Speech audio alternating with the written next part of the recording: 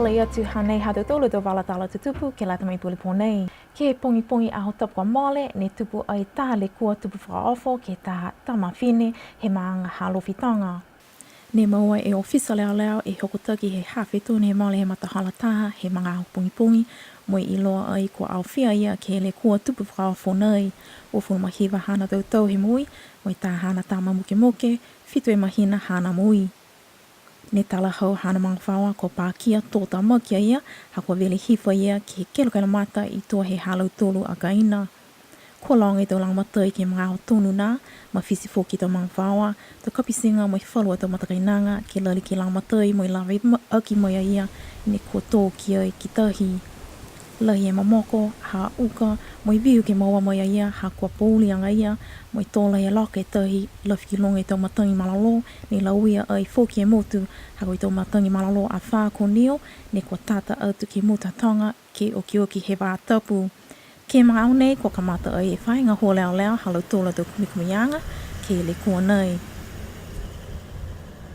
Koi posi ne kua whakaonga ke langmatai moi maua ai e sino he tamawhine nei, nā kai koi posi whakahingoa koi search and rescue, ne kua maua pauaki ke lata mai tau le kua nei.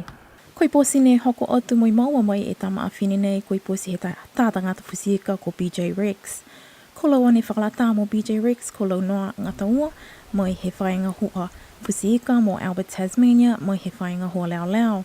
Ko lau a whoki ne loto matala moi kua koutu, moi maua e tau whakakoanga, ke langmatai e tau le kua tupu whakaofo pēnei.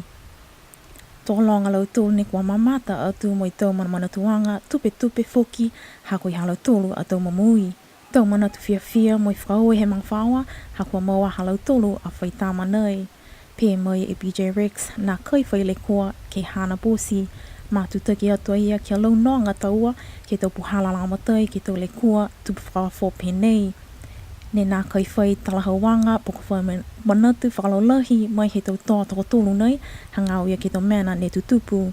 Pē mai tā hukui he whainga hua leo leo ka kano ne nā kai whakaonga e Bosi Search and Rescue hako nā kai hangahang mi taki e whawhawanga matangi moi tōla he loka e tahi. Lali whoki alau tōlu ke kumi langmatai atu whoki. Pē mai whoki whainga hoa leo leo ne mau e sino he awhine nei ke tau tu la whangofuma 5 e minute he mole he matahala hangofulu he mga aho pongi. Tuko a te tau whakau e lahi mahaki he mangwhaua ke alau tolo osi ne kua langmatai ke liwa ki mai e sino he halau tolo a whaitama nei. Whakau e whoki e whainga hoa leo leo ke alau tolo osi ne kua langmatai ke le kua tupu whakaofo nei. Ke oki wā tapu kwa male ne lauia e motu ke tau le kua tamasihila. Ne nā kaiwhiwhi e tau tangata mua atu tau tangata ngā hua pisinisi, hako whalanaki lahi, ke hila ki whakahole tau pisinisi halau tolu, moi langa whoki, e tau tupe kua ngalo, hako tamasi e malolo hila. Ne whakailoa mai e whainga hua malolo hila i ngā sia e tau masini moi whai le kua kehe.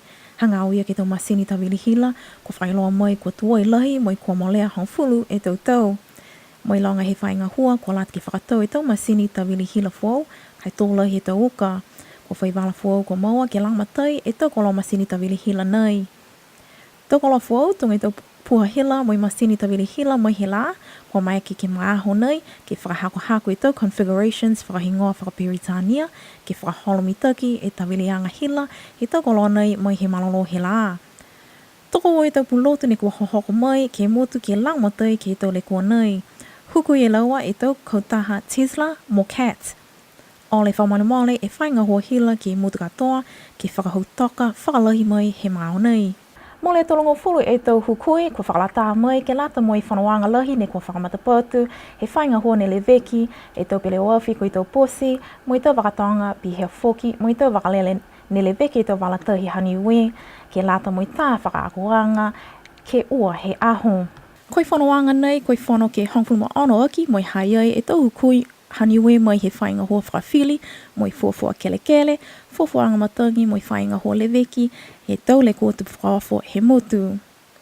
Pē mai tā hukui mai he kautaha International Hydrographics Organization, tōlai mawinga ke whakahui moi haka e tau me pe hangau ia ke tau katowhia, moi tau koloa he moana, ke lata mo lau tolo osi ne whakaonga e moana. Lahi moi uhu e tau whakakoanga nei ke tau tangata whakaonga e moana. Hai ai tau kumikumianga longa moi fuau, ne mai ki ke whakahanga mi Turkey e mamanga ki tau whakakoanga nā kaini ki tau pele wafi whakaonga he moana, mo ke kele he moana, mo ke kisia hai whi e tau matakawi ne tū tono hia ai ki no nofo ai e tau manutahi. Moi longa fōki koi kautaha Niuean Ocean Wide, whakalata moi matakau tuma ki whunua ke ulu, kua mahuinga e tau iloanga nei ki halau tōla tō amamana ki anga, ke pui whangafuru e pasene he tahi Niuean. Hai ai ke mga nei, tā pisinisi fō, whaingoa koi fusion flavors, ne kua hawhangi ki alofi, moi kua whakatu ai ke he whai mua he tā pisinisi kua alofi rentals. Pia mai a tili wheta oi, tōla i whiwhia hana, ke tau se anga, he aho, ke lata mai hawhangi anga, hana pisinisi, kai tupi lahi ia, hako i tau le kua tamase anga hila, ke au flaile, he whai tapu ko mole.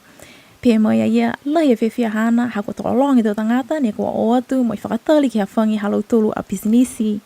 Fio halau tōla tō wahenga kai, moi amanaki ia, ke whai hiki anga, ke tō mga osi, hako i manako ke whakaongi tō koloa, he mga hala nei, moi longa fōki whalu mga aho ku e tō koloa he motu. Hawhangi e fusion flavors ke tau awhiawhi whalaile, moi tō awhiawhi whaiumu, matahala ono he awhiawhi, ke matahala hongfulu he pō. Ne whakamailonga e aho waitangi te he motu hanisi lani ki Niuean nei, ke tō whakaloanga whakawhiawhia, ke awhiawhi in he whaitop ko mole. Okay. Ne whakamailonga e aho waitangi te he motu hanisi lani ki Niuean nei, ki tau whakaloanga whakawhiawhia, ke awhiawhi he whaitop ko mole. Ne whakamata patu ai he komisina tokolunga ha New Zealand. Ne tau se whakaloanga nei ke lota taone i alofi, mai tau e whamana ia fulufuluala mai he ofista komisina ha New Zealand. Tokolonga lau tolu ne kua tolo atu ke whamana tuanga nei. Ne whakamatala e komisina tokolunga ha New Zealand, koe lilifu Kirk Yates, ke kakana uho, ke aho. Whakalata atu ai fōki whalu e tau whanau aonga, mai he aonga he tau whanau iki. Whakao se halau tōla tau whiawhia ke tau kai tunu paku tō sisi, tau lole mai whalu tau kai ke kehe, ne whamahani tō tangata New Zealand ke kai ke tau aho whamana tua ki e aho penei. Pena hatu tōla tau wala talang tutupu ke lata me puli pōnei, nona wha mui monuina.